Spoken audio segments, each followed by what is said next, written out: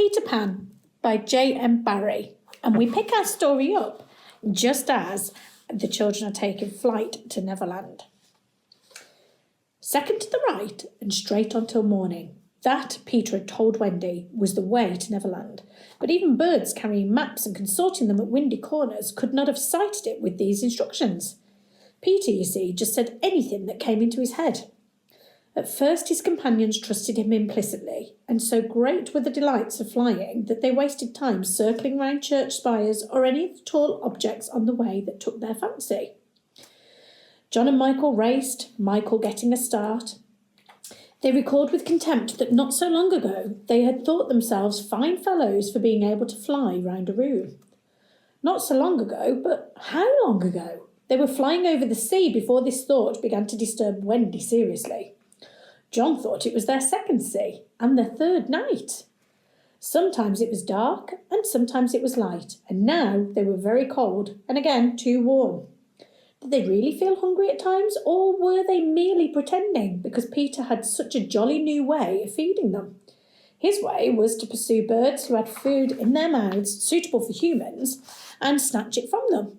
Then the birds would follow and snatch it back, and they would all go chasing each other gaily for miles, parting at last with mutual expressions of goodwill. But Wendy noticed with gentle concern that Peter did not seem to know that this was rather an odd way of getting your bread and butter, nor even that there are other ways. Certainly they did not pretend to be sleepy. They were sleepy, and that was a danger, for the moment they popped off, down they fell.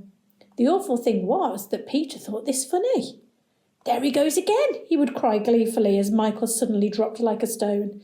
"Save him, save him," cried Wendy, looking with horror at the cruel sea far below.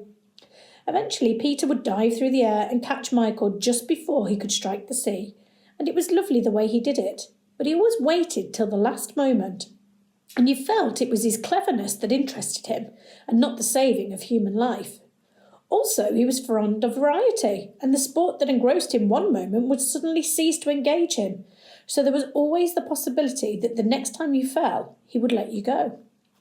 He could sleep in the air without falling, by merely lying on his back and floating, but this was partly, at least, because he was so light that if you got behind him and blew, he went faster. "Do be more polite to him," Wendy whispered to John when they were playing. "Follow my leader." "Then tell him to stop showing off," said John.